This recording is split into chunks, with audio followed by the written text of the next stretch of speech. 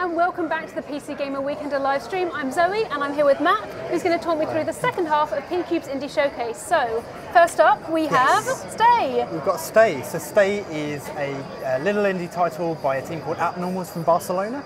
I'm going to jump into it actually and kind of let it explain itself. So we have an opening cutscene that's going to set the scene here for Stay.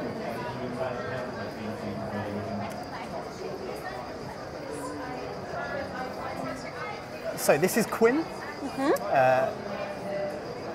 What's going to transpire over the next 30-45 seconds is he's just a regular guy who's going to go to bed.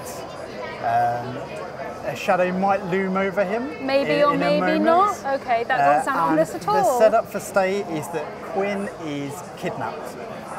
He is left locked in a room with very little in that room and no idea as to who has kidnapped him or why. The only thing that is in that room is a PC, and that PC is hooked up to the internet. Sadly, he doesn't have the whole of the internet to play with, otherwise that would be fine, beneficial. Right? Yeah, he's locked in a chat room, and there is one other person in that chat room, and that is the co-star of the story, which is you. So you don't play as the protagonist here, you play as yourself, who is talking to Quinn, who's trapped in this situation, and you're trying to make sense of what is going on. You're trying to help him cope with what is going on, and you're trying to help him get out of this predicament. So here we are, he's waking up. That is not a nice room. It's not a place where you want to be locked in. No. So he is gonna see the computer, sit down, and then we're into the game interface. So this is the primary way of interacting with Stay. You get options. Here, obviously, you're just going to say hello, and you're going to send it through to Quinn, and you're going to have a conversation with Quinn. I noticed there's a time in the bottom left-hand corner. Yes. Real time? Yes. Oh my God. So the name Stay is used for a reason. So I typically show this a little bit later on, but I will show you it right now, and I'm going to say this, and then what I'm going to do, I'm going to... Oh no, we're going to go into a little cutscene. That's all right. I'll give it a couple more times. What are you doing? Out. So I've left the game, and this is the away time. I could quit out the game entirely. The stay away time isn't like when you're on the title screen versus when you're playing it. It's when your PC is powered off and you're at work or whatever. You come back, your away time will be 24 hours. So it'll keep track if you've not been playing for the whole day? It will keep track if you've not played for a month. Oh my God. But because it's in real time, Quinn himself is still in the situation. So he has been typing while I've been gone. Poor Quinn. So he is not really going to pick up on me going for a matter of seconds. If I'm away for a longer time, however, he is definitely going to notice. So he is going to be like, where the hell have you been? Sometimes, like, if you've been away for a long time and you like duck out mid-sentence, you can apologise, say, no, sorry, I'm back now. The stay away time is a very, very important part of this game. So if I toggle here, you can see like how long I'll stay for, how long I've been away for. Up here, I've got this little screen which tells me what my relationship is with Quinn. So you are strangers right now. He doesn't know you from anyone else. For all he knows, you were the one who put him there. So this, over time, over the course of the game, will change. Like, hopefully you want to become friends with him. This is letting you know how he feels, and this is the trust level. So if you're away, if you leave him alone for ages, or if you pick options that are going to antagonise him, his trust in you is going to go down. If you're supportive, if you try and help him out of the situation, that trust level is going to go up. What does that mean? Well, sometimes he might ignore you if he doesn't trust you. So you've got to kind of keep in his good books if you want him to do what you say. Sometimes he will do things that he doesn't think you're aware of. So right now we're monitoring him via this webcam. He doesn't actually know that we're doing this. A little bit creepy. A bit creepy. There are some instances where you will see him doing something that he will lie about, so that you can then use that information to kind of get a better sense of where he is, what he's doing, what he's thinking, and then that will come into play in the options that you want to put back to him. So what kind of things will you see him doing? Like if he goes away from the screen, or if he like picks something Yeah, up? like when he, so in a short while he'll go to a bathroom and he might pocket an item from that bathroom and say like, oh, I didn't find anything there was nothing there. So really, like, he's suspicious of you, sometimes you may be suspicious of him. It's about when two strangers interact, like, how does that bond go, what affects that relationship, what's good to it, what's bad for it. There's a lot of branching elements in this game, partly down to how you treat each other, like whether he trusts you or not, and partly just quite simply, what you pick. So there are options, you'll make a choice, and there'll be a little symbol, we had one earlier on, where you can see a split path. The idea of this game is not just to play it once. There are multiple endings, there are different rooms that you can explore. Some paths will take you through various ways, some paths you'll have those closed off to you. There are also, very, very minor spoiler, quite a few death sequences as well to unlock. Right. Most of the time through forcing him to explore something that he really shouldn't. Oh dear. But there are many, many different ways of triggering those sequences as well. The Tamagotchi aspect, of course, like if you leave a guy alone, trapped in a room for 2 months and then come back to play the game, you can probably tell how that's going to go. Might not be okay, maybe. Yeah. So right now, like, this is early doors, just the first few minutes of the game. We're just asking him to kind of get a sense of his surroundings, what's there. We don't know. We're uncovering the mysteries along with him. What you're going to see deeper in the game is a bit more exploration. So it's going to snap from this UI to the 2D pixel art, where he's going around and exploring. At the end of certain chapters as well, and we'll come up with one in a few minutes' time, there are puzzles as well. So it becomes almost like a point and click at that point. In those sections, you take control of Quinn himself, and you are the one trying to solve the puzzles. So it is more than just a pure visual novel.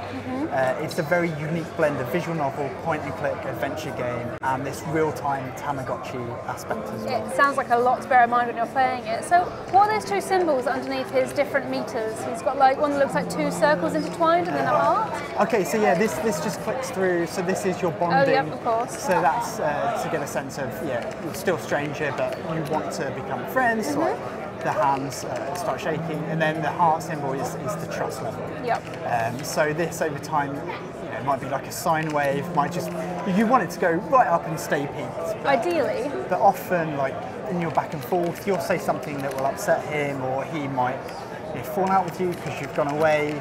It is perfectly possible to play the game in one sitting. You might have to put a few hours into doing it, but you can stay with him for the entirety of his journey through this, unknown mystery until he is, who knows, perhaps able to escape, perhaps not. We'll have to see come the final game. Yeah. Oh, something's happening. So at various points, things will happen in the environment that he will go and investigate. Right now, he's seen a flickering light. Flickering green light, which is somewhat ominous. So, go ahead. No, so I think we've got standard text speed here. You can speed it up a little bit. But really, we wanted to get a feel of, he's actually typing things. He sometimes corrects his typos, which is really, really cute. And it's amazing when you replay the same chapter and just take a couple of different options to see like how wildly different his reactions are. Like the script is huge for this. And it's great just to play through like the same sequences, just say, oh no, I'll go this way rather than that.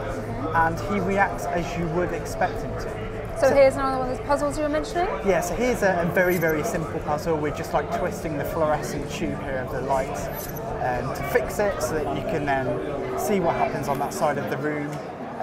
Obviously deeper into the game there are much more complex puzzles that will put you through the ringer somewhat and make you think about, okay, what do I do? So here, turning on that light means we see this door. We can, when he comes back, he's going to say, oh, it's jammed. it feels quite warm, this door. Should I force it? Should I not? I'm going to be kind and tell him not to force it. From that, you could probably extrapolate. That might not be a good idea. And then, kind of Telltale style, at the end of every chapter, there are 24 chapters in the game, you get a feel for what other people have been doing. So this is going to keep track of which options certain people picked, put them all together from the online data, and just feed back to you like how common a route you're taking. Yeah. So how much do you get to know about Quinn when you're playing it? Like, will it go into his backstory? Into Yeah, why so he's actually there? there will be some elements which will flash back and show what happened in Quinn's life before this happened. So his backstory is kind of an important part of why he's in this situation in the first place. Again, I'm not going to... stories at the heart of Stay, so that's really like what you want to be digging into and uncovering, but it's hugely important, and we want to flesh out Quinn as much as possible, because ultimately we want you to care about him. And initially he's like deliberately abrasive. It might be quite tough to like him straight off, but hopefully over time you get a sense of what makes him tick, why he is the person that he is, and hopefully you can help him if you choose to. I mean, you could play it really maliciously, right? You don't have to be benevolent. You can decide, you know what, I'm going to be cruel and torture this guy. It's a valid option. There are multiple endings for a reason. So it's a game about playing with it, playing with the systems, playing with not only the options that you choose, but also this stay mechanic. Like, what happens if you go away for a day and come back? How's he going to react to you? It's nice to have this game that is just, as much as it is a game and a story and an adventure to uncover, it's also a toy to be, played with and thinking, if I do this, what's going to happen? Toying with human life, nothing more fun Absolutely. than that. So earlier we saw that you got an item, a firefly. How do items work their way into the game? So items are, through the course of the game, you collect many different things. These are collectibles, so you have lots of different routes. The idea being, over the course of many, many different playthroughs, you want to see all the rooms, you want to get all the items. Some items might have more purpose later on, some less so. In certain sequences, now that we've got this firefly, the firefly might be around us when exploring. Oh, like then? A bit later on, there's a cat that may appear. You can do certain things so that later on, when you're in different rooms, cat might be with you, it might not be. So you get different cutscenes as a result. Again, it's all down to that branching element that Stay really is proud to boast about and really hangs its hat on. So do you have a release date in mind for Stay at the moment? Yeah, so it's going to be pretty soon. So we're targeting end of March. Oh wow, that is so soon. It could be start of April, we'll see. We're on the final phase of development, just implementing our localization right now. But right now, we're hoping that by the final week of March, people will be able to stay with Quinn. Yeah, definitely. So you also have another game to show us called Platago. This one's much happier than Stay. Yes, yes. So let me just swap feeds here. So Platago has a subtitle, and that subtitle is Super Platform Game Maker. Ah, that sort of gives away what it's about so, a little bit. So it is a 2D game making tool. The idea being that you will be able to make games, test games, and share those games in a matter of minutes. So I've just jumped into a level here. Oh, so much more bright and colourful. So nice and colourful, 2D retro stylings. We have lots of different blocks here, lots and lots of elements, and just nice like drag and drop tools. Of course, this has butchered this level straight away. That's fine. It's probably okay. Lots of features. We're still in development, so some of these are placeholder. We've got lots of different enemies, blocks that drop on people, cannons that you fire out of. The good old circular buzzsaws. That's horrible. All that stuff. Dripping things, lasers, enemies, lots of different enemies we can place in. A very, very powerful tool. Now, there are two really, really cool features of this game that I love more than anything else. First of all is this button up here. And what this is a theme swap. So it's a retro platform game at heart. And if I press this button, I can instantly reskin everything that I make to make it as though it was a game on a certain platform. So you have classic platforms here, NES, SNES, Game Boy, Commodore 64. We also have some non-platform themes that you can reskin everything to, and all the elements of the game are going to change. So really, it's like you can make a game and think, oh, what if this was a Spectrum game? And then just click this button, choose the Sinclair Spectrum, and bam, that's what it would look like. What if it was on the Game Boy? That's what it would look like on the Game Boy. Amazing. That's a really, really powerful creative tool. In there, you saw one called User. It's a template here, and that says User. That's the second really powerful aspect of this game. And what that allows you to do is to import your own sprites. So we've got hundreds and hundreds of options here, but we're not just limiting you to what the game comes with. We're saying, you know what, put your own things in. People share sprites in the community. Take those sprites, put them in the game, have your own bespoke characters with their animations, with your own tile sets. Make the game that you want to make. It's very, very simple. I can literally hit this button, wipe everything, and within a matter of seconds, I can just drag all this stuff. It's all designed so that it doesn't repeat where it shouldn't be repeating. I can drop in, oh, I hit the back button there. Let's give it ground again.